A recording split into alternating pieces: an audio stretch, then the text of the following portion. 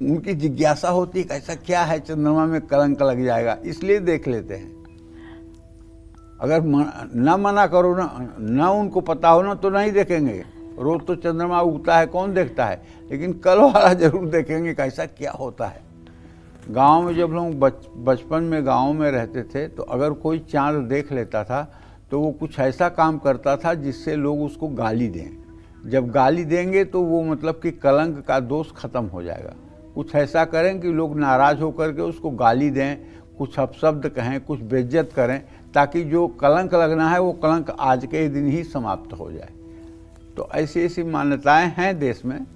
ये मैं नहीं कह रहा हूँ, ये साधु, ये कहीं पुराण में मैंने नहीं पढ़ा है और न शास्त्र में पढ़ा है, लेकिन ये एक किंवदंती हमारे समाज की है, एक समाज की परंपरा है, उस बात का मैंने वर्णन किया है। इसको मैंने किसी शास्त्र में नहीं पढ़ा है कि मतलब, हाँ ये तो मैंने पढ़ा है कि चंद्र दर्शन निषिद्ध है, चतुर्थी पर चंद्र दर्शन निषिद्ध है, ये तो हमने शास्त्रों में पढ़ा है।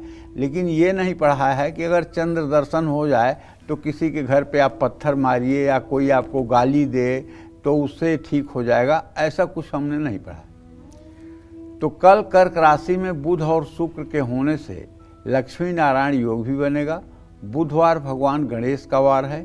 इस दिन गणेश चतुर्थी होने से इसका महात्म्य और भी बढ़ जाता है। जय मां विंध्यवासिनी। तो गणेश चतुर्थी पर भगवान गणेश की कैसी मूर्ति हर तरह की नेगेटिव एनर्जी को दूर कर देगी, मानसिक शांति देगी और आपका आत्मविश्वास भी बढ़ाएगी, अब ये जानेंगे हम पंडित जी से। पंडित जी देखिए, पीतल को सूर्य ग्रह का प्रतिनिधि माना गया है। सूर्य ऊर्जा, शक्ति, अधिकार और नेतृत्व का कारक ग्रह है।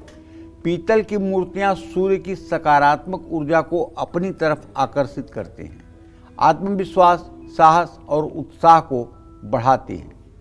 पीतल में मंगल ग्रह की भी छवि होती है क्योंकि तांबा इसका प्रमुख घटक है और वो मंगल से संबंधित है। मंगल की ऊर्जा से पीतल की गणेश प्रतिमा घर या कार्यस्थल में रखने से नकारात्मकता दूर होती है। पुराणों में पीतल को एक शुभ और शुद्ध धातु बताया गया है।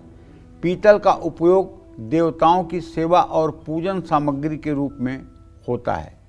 पीतल धातु घर की नकारात्मक ऊर्जा को सोखकर वातावरण को शुद्ध करती है। पूजा में पीतल धातु का उपयोग ध्यान और मानसिक शांति को बढ़ाता है। पीतल के लक्ष्मी गणेश की प्रतिमा घर में रखने से आर्थिक उन्नति भी होती है। जय मां विंध्यवासिनी। और पंडित जी, इस वक्त कालचक्र देखने वाले एक दर्शक हमारे साथ जुड़ गए हैं। हमारे साथ बलराम जी जुड़ गए हैं छत्तीसगढ़ से। देखिए, देश के अलग अलग राज्यों से लोग कालचक्र बड़ी संख्या में देखते हैं और जुड़ भी गए हैं। छत्तीसगढ़ से बलराम जी जुड़े हैं। बलराम जी, अपना सवाल कीजिए पंडित जी से। जय मां विंध्यवासिनी पंडित जी। जय मां विंध्यवासिनी। पंडित जी, मेरा नाम बलराम प्रसाद मिश्रा है। मेरा जन्म जो है 1991 का है। पंडित जी, छोटे छोटे मेरे 5 सवाल हैं। पहला सवाल ये है कि विंध्याचल में नवरात्रि के दिनों में ही त्रिकोण परिक्रमा करने का जो है विधान है या फिर हम कभी भी कर सकते हैं। दूसरा पंडित जी, बरसात के दिनों में सूर्यदेव तो निकलते नहीं है, मान लीजिए छिपे रहते हैं, तो क्या उन्हें जल चढ़ाना चाहिए या फिर क्या इसके लिए विधि है। तीसरा सवाल है पंडित जी, मेरे पिताजी नहीं है तो मेरा बड़ा भाई जो है ना वो जमीन बंटवारा में बहुत मतलब परेशान कर रहा है पंडित जी। चौथा सवाल है पंडित जी, प्राइवेट स्कूल से ऑफर आया है तो क्या मैं उसे ज्वाइनिंग कर लूं, मेरे लिए क्या वो अच्छा होगा। पांचवा सवाल पंडित जी, मेरा भाग्योदय कब तक होगा, बताइए पंडित जी। देखिए बलराम जी, पहले प्रश्न का उत्तर है कि विंध्यवासिनी में 365 दिन किसी भी दिन आप त्रिकोण परिक्रमा कर सकते हैं और सारे परिक्रमा का अपने आप में महत्व है। लेकिन नवरात्र की अष्टमी तिथि पर की हुई परिक्रमा जो होती है वो अपने आप में एकदम बहुत ही ज़्यादा अतुलनीय और बेजोड़ है। नवरात्र में शुक्ल पक्ष की अष्टमी जो होती है, जिस दिन महानिशा पूजा होती है, उस दिन अगर विंध्याचल की सायंकाल परिक्रमा की जाए, त्रिकोण परिक्रमा किया जाए, तो फिर इसका कोई मुकाबला नहीं है। जिस भी कामना के साथ ये परिक्रमा होती है वो कामना भगवती की कृपा से सद्यः पूर्ण होता है, इसमें कोई दो राय नहीं। दूसरी बात, जो आपने सूर्य को अर्घ देने की बात कही, तो मैं आपको बताना चाहूँगा, सूर्य दिखे या न दिखे, दिखने न दिखने का कोई मतलब नहीं है।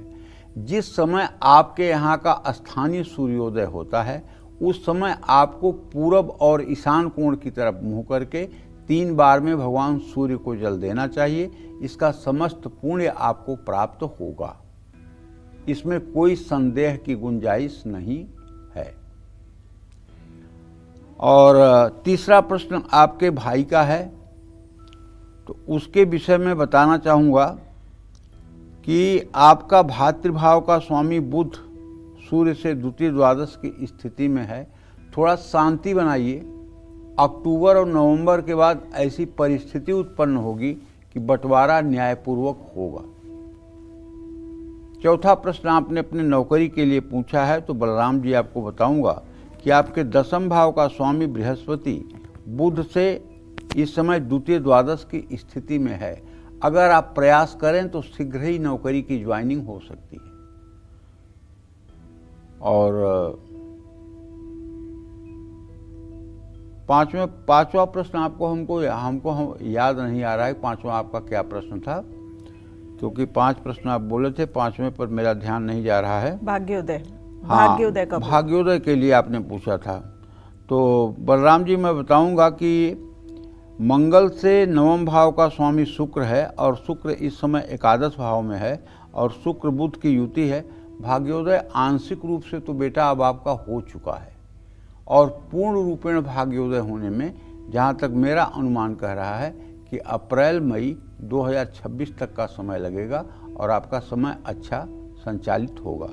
बस करना आपको एक चीज़ है कि आप 100 दिन तक लगातार सायंकाल सुंदरकांड का पाठ करें, अपनी जनेऊ हर समय शुद्ध रखें, अपना खान पान ठीक रखें, खान पान में किसी प्रकार के तामसी वस्तु का सेवन न हो और आचार विचार शुद्ध रखें।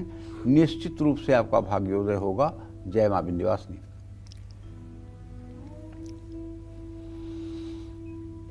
तो चलिए अब चर्चा को आगे बढ़ाते हैं। अब जानते हैं कि गणेश की वो प्रतिमा जो पीतल की बनी है वो घर के किस वास्तु दोष को दूर कर सकती है, ये जानेंगे पंडित जी से। पंडित जी देखिए, पीतल की गणेश प्रतिमा घर के वास्तु दोष को, जैसे कि उत्तर पूर्व दिशा का दोष हो, मुख्य द्वार की ऊर्जा असंतुलन हो, उसमें सुधार आता है। ऑफिस या दुकान में पीतल की गणेश प्रतिमा रखने से काम में सफलता मिलती है, रुकावट दूर होती है और करियर में तरक्की के रास्ते खुलते हैं। पीतल की धातु के गणेश अपने बेडरूम में नहीं रखना चाहिए। और हाँ, एक बात कहना चाहूँगा, कुछ जगह पे मैंने देखा है इसलिए कह रहा हूँ, कहीं कहीं भगवान गणेश को गले में ढोलक बजाते हुए और नृत्य करते हुए मुद्रा में भी देखा गया है। ऐसी भी पीतल की मूर्तियाँ बनती हैं जिसे लोग प्रायः ड्राइंग रूम में लगा लेते हैं। हमारे समझ से ऐसी मूर्तियों की पूजा नहीं करनी चाहिए जिसमें गणेश जी के गले में ढोल हो, गणेश जी की सौम्य प्रतिमा हो, गणेश जी पीले कमल के आसन पर विराजमान हों, पीले परिधान में हों। ऐसे ही गणेश की जो शांत मुद्रा में हों, उन्हीं की पूजा करनी चाहिए। क्योंकि देखिए, शास्त्र की बात कह रहा हूं, गणेशो साक्षात कृष्ण, गणेश साक्षात श्री कृष्ण के दूसरे स्वरूप हैं। और श्री कृष्ण कौन है भाई? जगदाधार, जगत के एकमेव आधार, जगत में एकमेव पुरुष जो सदैव पुरुष रहते हैं। और बाकी संसार में कोई पुरुष नहीं है जो ये कहे कि मैं सदैव पुरुष हूँ। पता नहीं कब स्त्री बन गए, कब गाय भैंस बन गए, कब कुत्ता कौआ सूअर बन गए, इसका कोई हिसाब किताब नहीं।